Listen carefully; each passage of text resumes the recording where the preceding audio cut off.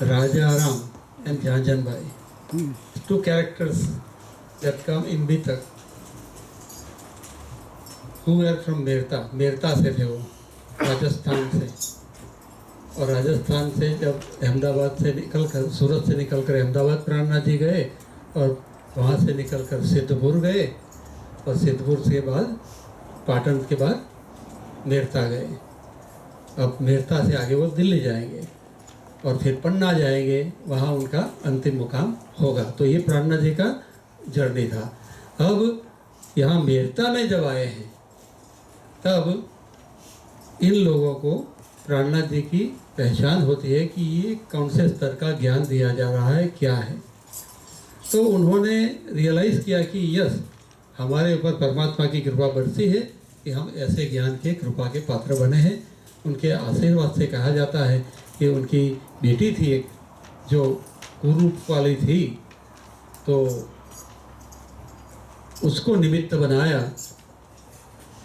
कि उसकी कुरूपता को उन्होंने दूर कर दिया।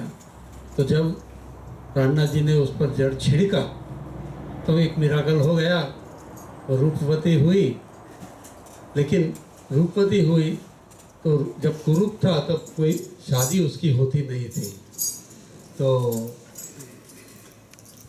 जब अच्छी हो गई तो वो ललिता बोलती है कि जब मेरी चमड़े का आउटर ब्यूटी जब इम्प्रूव हुई तब लोग मुझे चाहते हैं। जब मैं बाहर से सौंदर्य नहीं था तो मुझसे कोई प्यार करता नहीं था। तो इनर ब्यूटी का रियलाइजेशन उसको हुआ, वहाँ आत्मा के सौंदर्य का उसको ज्ञान हुआ।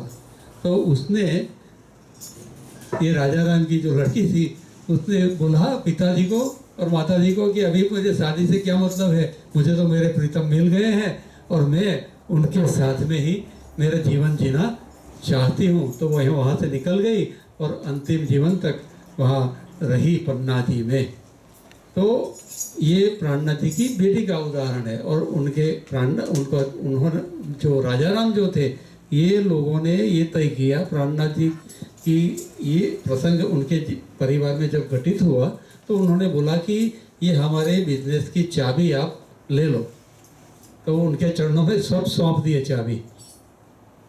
तो प्राणनाथ जी बोलते हैं कि ये तो राइट नहीं, बात नहीं है, ये सही नहीं है, you continue with your business.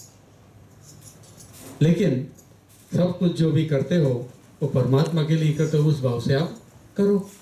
तो उस दिन से उन्होंने संकल्प ले लिया कि आप जहाँ जहाँ भी जाओगे इतनी मुश्किलों में बचते बचते जाना है। कभी कभी तो भूखे दिन भी बहुत आते थे उनके। तो ऐसे में उनकी सहायता किसी न किसी प्रकार से राजा भाई और राजन भाई और वहाँ के मेरता के सुंदरता भिजवाते रहे। और पन्ना में गए तो बहुत सालों तक वो सेवा करते रहे। किसी को भी पता नहीं था कि ये सेवा कहाँ से आ रही है। तो प्राणनाथ जी कहते हैं अपनी वाणी में कि सेवा और भक्ति जब हम करें तो उसकी गोपनीयता जो है वो बहुत बड़ी चीज़ है। वो गोपनीयता की बात इनके दृष्टांत से हमें समझ में आती है। चलो श्री प्राणनाथ प्यारे की